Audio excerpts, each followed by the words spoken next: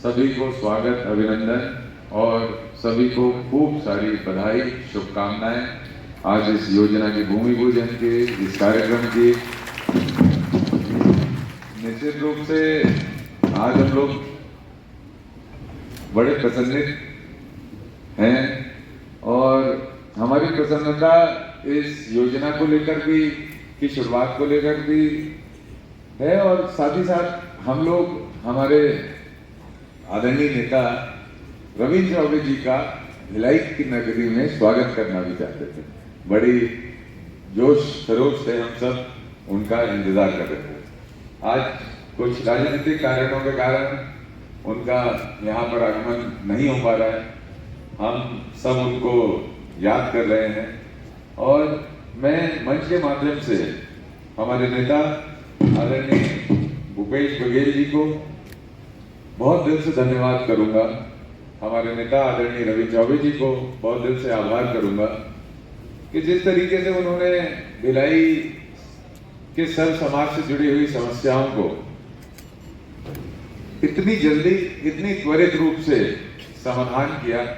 निश्चित रूप से पूरा भिलाई और दुर्ग जिले के किसान परिवार, क्योंकि हमारे राजेंद्र भैया ने इस पूरी योजना को एक अलग दृष्टिकोण से भी हम लोगों को समझाया कि कैसे टेल एंड के जो लोग हैं या किसान हैं, जिन लोगों को पानी की समस्या आपूर्ति नहीं हो पाती थी, उनको भी इससे सहयोग मिलेगा। उसी तरह बीएसपी प्लांट में, जो प्लांट में लगने वाला पानी है, उसके लिए भी उपयोगी होगा। और उसी तरह जिस गंदे पानी से हम लोग कोविड के समय बेहद परेशान हो रहे थे, याद होगा आपको कोविड का समय, सब लोग अपने अपने घरों पर थे, बड़ा तकलीफ का समय था। और उस समय जब गंदा पानी टाउनशिप एरिया में आने लग गया और उसके लिए लगातार प्रयास करने के बाद भी हम लोग जिस लेवल पे सॉल्यूशन चाहते थे वो सॉल्यूशन नहीं मिल पाता, चुनौती थी।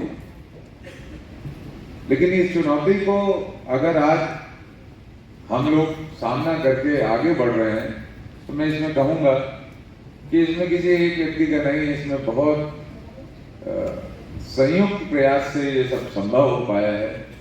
माननीय मुख्यमंत्री जी का मार्गदर्शन, आदरणीय रविंद्र चौबे जी का मार्गदर्शन, हम सबकी उम्मीद, इरिगेशन डिपार्टमेंट के अधिकारियों की सजगता और बीएसपी प्रबंधन की इसमें मजबूत जो उन्होंने साथ दिया, धन की व्यवस्था कराकर, तो उससे ये सब काम संभव हो पाया।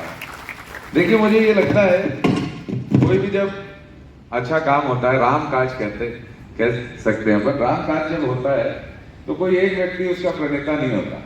वो एक ग्रुप ऑफ पीपल का जो थॉट है, उससे बहुत सारे लोगों का, ग्रुप ऑफ पीपल्स का उस थॉट से कनेक्शन रहता है, कनेक्टिविटी होती है और उस थॉट का समाधान होता है।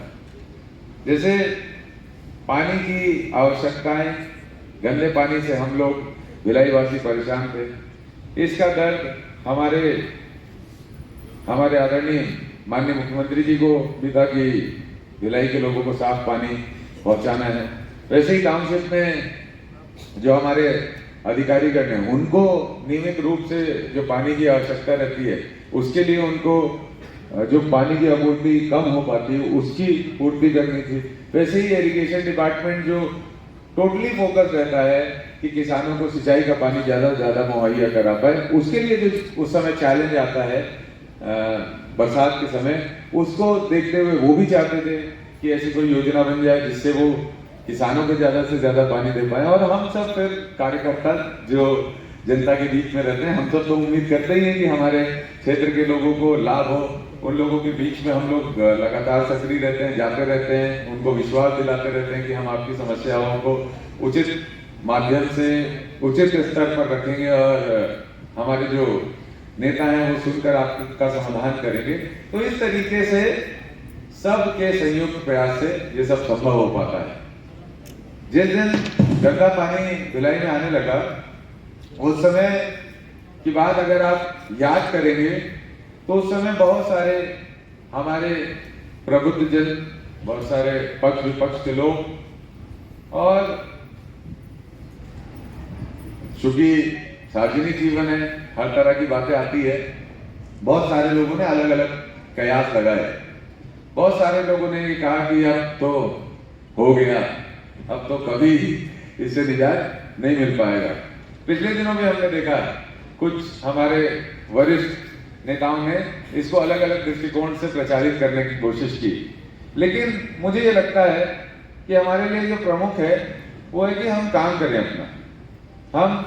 अगर हम काम करेंगे, सच्ची भावना से काम करेंगे, मन लगा के काम करेंगे, तो निश्चित रूप से लोगों के हित में अगर हमारी सोच होगी, हमारा जो भाव होता है ना, वो सबसे महत्वपूर्ण है कि क्या हमारा भावना है।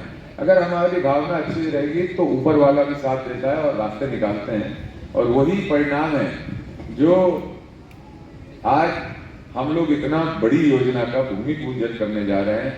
आने वाले सालों साल तक की गंदे पानी की समस्या, बीएसपी प्रबंधन जब से यहाँ पानी देना शुरू किया था उसके बाद पहली बार अगर पानी को लेकर टाउनशिप के लिए मील का पत्थर साबित होने वाली कोई योजना है तो ये योजना है। और इसके लिए मैं माननीय मुख्यमंत्री जी को, हमारे आदरणीय रविंद्र चौबे जी को, हमारे इरिगेशन डिपार्टमेंट के अधिकारियों को, हमारे बीएसपी के साथियों को, सभी लोगों का दिल से धन्यवाद करूंगा, भिलाई की जनता का दिल से धन्यवाद करूंगा कि आप लोगों के प्रण से ये संभव हो पाया है कि हम लोग इतनी बड़ी योजना यहाँ पर ला रहे हैं, जिससे गंदे पानी के लिए आने वाले सालों साल तक, दशकों तक के लिए हम लोग मुक्ति पाएंगे। पहला। दूसरा, चूंकि पानी पर अभी बहुत चर्चाएं चल रही है पिछले समय में भिलाई में, तो मैं इस पे कहना चाहूंगा, दूसरा जो हमारा कर्तव्य और हमारी नैतिकता है कि हम लोग हाई प्रेशर में पानी घर घर तक पहुंचाएं। क्योंकि पानी की टंकी पिछले समय में हमने देखा कुछ टंकियों में फॉल्ट के कारण बंद भी किया गया और एक टंकी सेक्टर 4 की गिरी भी। उसके बाद भी ये भूपेश बघेल जी की सरकार है जो घंटों में आपातकालीन व्यवस्था को सुचारू रूप से उन्होंने शुरुआत, उनके मार्गदर्शन में शुरुआत हुई। भले उस सेक्टर 4 के घर घर आप जाकर पूछेंगे तो आपको ये पता चलेगा कि टंकी गिरी, लेकिन महसूस नहीं हुआ उस दिन भी कि टंकी गिरी हुई, क्योंकि पैरेलल अस्थायी व्यवस्था प्रशासन के लोगों ने पूरी जिम्मेदारी से घर घर तक पहुंचाया। और हम लोग कम्युनिकेशन पे बिलीव करने वाले लोग हैं। हम लोगों को ये नहीं लगता कि हम बहुत श्रेष्ठ हैं। मुझे लगता है कि श्रेष्ठता तो वहां से आती है जहां पर संवाद स्थापित होता है, और संवाद जहां होता है वहां पर समाधान होता है। पिछले समय में मैंने देखा कि स्वयंभू श्रेष्ठता के कारण भिलाई पीछे रहा। ये स्वयंभू श्रेष्ठता से कहीं ना कहीं बचने की आवश्यकता है, और संवाद और संपर्क के माध्यम से समाधान की आवश्यकता है, जिस पर हमारी सरकार भरोसा करती है और भूपेश बघेल जी के मार्गदर्शन में हम लोग काम करते हैं। ये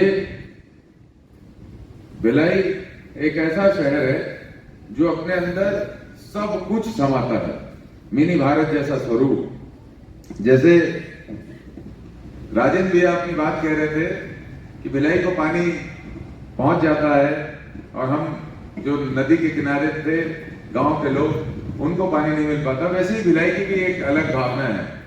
हम देखते हैं पूरे देश भर से लोग आकर यहाँ पर बसे, पूरे देश भर से लोग आकर यहाँ पे रह रहे हैं। सेल ने बहुत सारी जगह प्लांट बनाया, आधुनिक तीर्थ बनाया नेहरू जी ने, लेकिन अगर मिनी भारत किसी को कहा गया तो वो केवल भिलाई को कहा गया, क्योंकि छत्तीसगढ़ महतारी है, वो माँ है जो अपनापन देती है, जो स्वीकारती है, जो भाई को भाई के साथ कंधे से कंधा मिलाकर काम करने की प्रेरणा देती है। ये छत्तीसगढ़ महतारी है जिसने ये भाव दिया कि हम लोग मिनी भारत बना पाए। आप देख लीजिए, सेल के और भी प्लांट बने हैं, उड़ीसा में भी बने हैं, और भी जगह बने हैं, मतलब बंगाल में भी बने, कहीं मिनी भारत नहीं बना। मिनी भारत बना तो छत्तीसगढ़ में, क्योंकि यहाँ की भावना अपनाने की है, यहाँ की भावना जोड़ने की है, यहाँ की भावना अपनेपन की है। बहुत सारे लोग विरोधाभास के माध्यम से असहमति दिखाने की कोशिश करते हैं, लेकिन ये सब तो चूंकि सार्वजनिक जीवन में है तो ये सब तो पार्ट है इसका, तो मैं इन सभी चीजों पे ज्यादा चिंता नहीं करता। मेरा मुख्य रूप से उद्देश्य यही है कि बहुत छोटी सी उम्र में बहुत बड़ी जिम्मेदारी और बहुत बड़ा अनुभव मुझे ये समाज और ये जीवन दे रहा है कि भिलाई दे रहा है, तो मेरी नैतिक जिम्मेदारी है कि मैं अपने शहर वासियों के लिए, क्योंकि मैं परिवार के स्वरूप अपने शहर के हर एक व्यक्ति को एक परिवार के रूप में लेता हूँ, तो मेरी ये नैतिक जिम्मेदारी है कि हम लोग किसी भी तरह समाधान की ओर जाएं। और मुझे लगता है कि टाउनशिप में पिछले समय में जितनी भी चीज़ों के समाधान हुए हैं, पहले हम लोग लीज डीड पंजीयन की बात करें, इतने समय का प्रकरण था, आज वो समाधान हो पाया तो केवल और केवल संवाद के कारण हो पाया। माननीय मुख्यमंत्री जी का बहुत दिल से धन्यवाद और आभार करूंगा। पिछले कई समय से हम लोग टाउनशिप का जो एरिया है वहाँ पर गंदे पानी की समस्या से परेशान थे। इस योजना के माध्यम से हम लोगों को आने वाले दशकों तक के लिए गंदे पानी से निजात मिलेगा। टाउनशिप की जो मूलभूत समस्याएं हैं उस पर ये एक बहुत मजबूत स्टेप है, जिस पे राज्य शासन और बीएसपी प्रबंधन दोनों के सही प्रयास से ये संभव हो पा रहा है। बीएसपी प्रबंधन का भी धन्यवाद करूंगा कि 336 करोड़ रुपए वो इस योजना के लिए दे रही है, और हमारे इरिगेशन डिपार्टमेंट जो इसका पूरा क्रियान्वयन करेगा उन सब का भी आभार और धन्यवाद करूंगा। किस किस तरह का लाभ मिलेगा क्षेत्रवासियों को? देखिए, क्षेत्रवासियों को तो सीधा लाभ मिलेगा। पेयजल की जो आपूर्ति है उसमें जो गंदे पानी की समस्या थी उससे पूर्णतः निजात मिलेगी, साफ पानी लोगों को मिल पाएगा।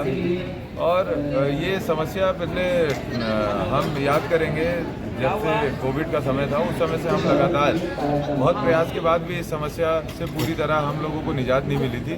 तो ये इसका एक स्थायी हल है गंदे पानी की समस्या का।